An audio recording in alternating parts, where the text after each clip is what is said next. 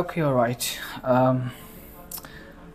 Close your eyes for a second and just imagine this one. A very beautiful, paragraph I'm going to just read in front of you people. The wind howls through broken windows. A dusty curtain flips like a ghost. You step inside. The floorboard creak. The smell of damp wood and old paper fills your nose. Did you feel this scene? Did you smell it or did you hear it? Be very honest about it. There's a power of descriptive writing, and in today's video, I'll teach you how you bring your writing to life. So your readers don't just understand what's happening; they just feel it.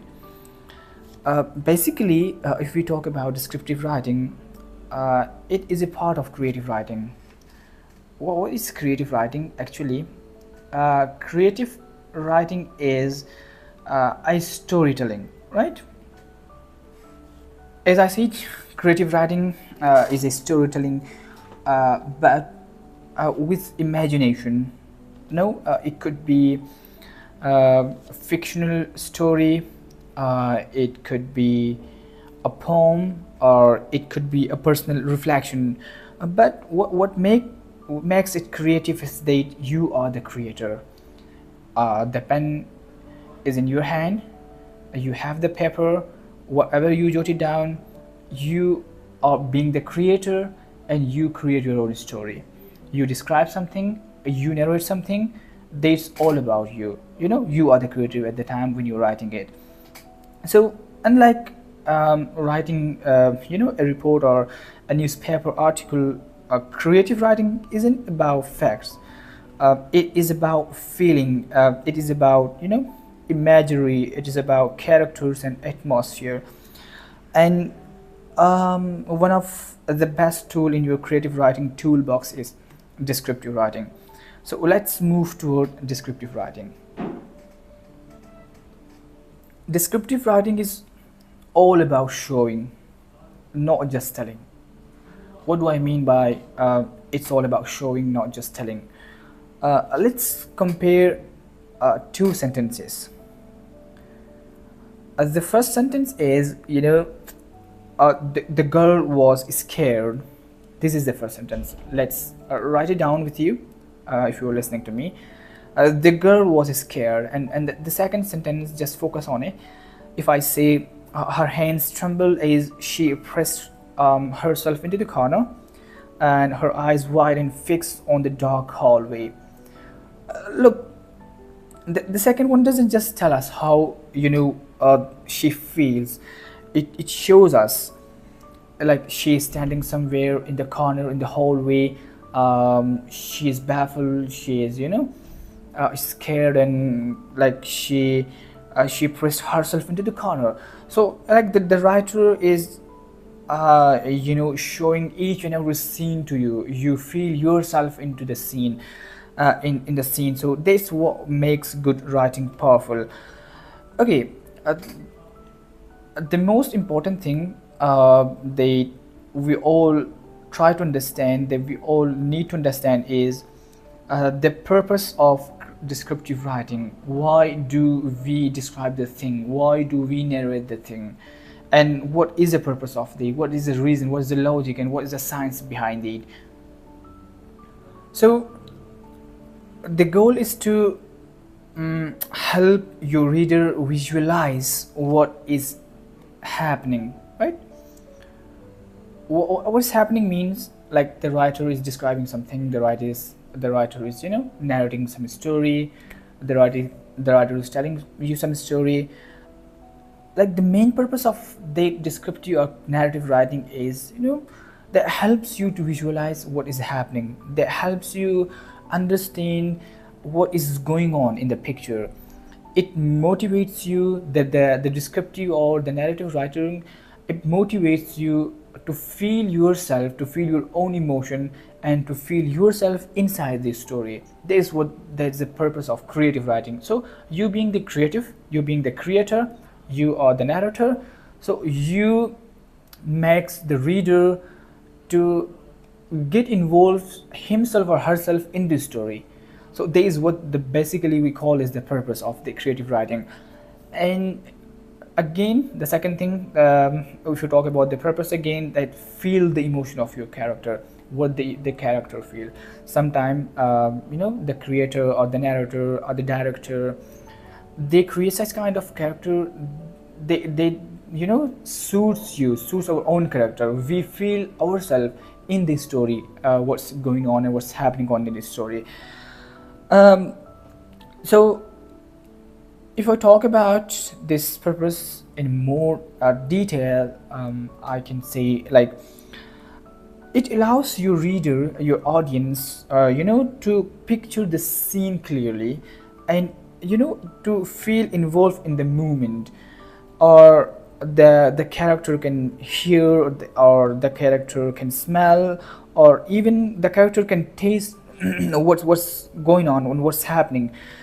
So without description, I can say story feels flat, and with description, they they come to life.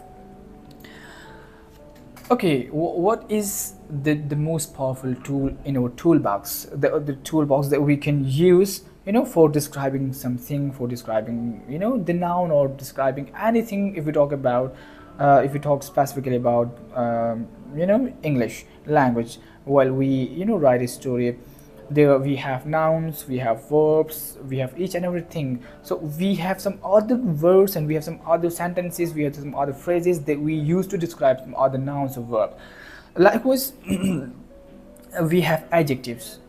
Adjective is the most powerful tool in our toolbox that we can use to describe the noun. Noun is what? It's basically a person. It is a place, or it is again, anything, or abstract idea that is there in this earth. Okay, adjectives. I talk about it. Adjectives are something, they describe the noun. We have adverb. Adverbs are something they we use to describe or modify basically the verbs, the actions. Verbs are the actions. Let's take a very simple sentence. She walked into the room. It's a very simple sentence. She walked into the room. If we describe it, if you let a creator or creative writer to describe this, he or she can describe, this simple sentence in this way, like she cautiously stepped into the dim, smoky room, her eyes scanning the unfamiliar shadow. Like you can notice how the words cautiously, how the word dim, smoky, and unfamiliar. These kind of words add atmosphere, and this tells us how she feels. But keep in mind one thing when you're describing a thing in a story or in your writing: don't overuse adjectives and adverbs. Don't go for the quantity of adjectives and adverbs. So it's not necessary to overuse the adjectives and adverbs. Choose a strong one, choose a specific one, instead of piling on too many. So quantity, it doesn't matter, your quality matters at all. So like the proper way and the proper adjective, the proper adverb, they can create a very great, impactful impact on the mind of the reader. So don't go for quantity, just focus on the quality of your adjectives and your adverbs. Again, we have 5 senses. So good writing, we can say, involves all these 5 senses. We have sight. Sight is, what do you see? So these 5 senses are, we have the sense of sight, like what do you see, and the sense of sound. What can you hear using your ears, right? It was a good music, it was a bad music, it was loud sound, it was a dim sound. Anything they can hear you can describe using the sense of sound. Smell, there's a sense of smell. You can use your nose. What can you smell? The fragrance, the scent. It was a good smell, it was a bad smell. Anything you can describe using your sense of smell. Again, the sense of touch, you can use your skin. How does it feel?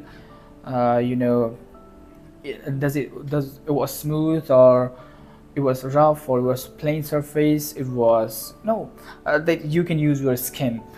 Again, the last is this the taste means you can describe the flavor, right? So if I say, for example, look, um, her bare feet touched the cold tiles as the kettle began to whistle. Look, in this sentence, her bare feet touched the cold tiles. Here, when she touches the cold tiles, she's using her skin, to feel the coldness of the tiles.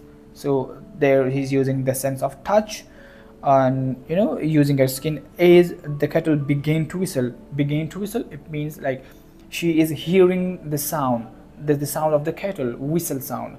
So these five senses are basically used in writing to make it a good writing, to make it a great writing.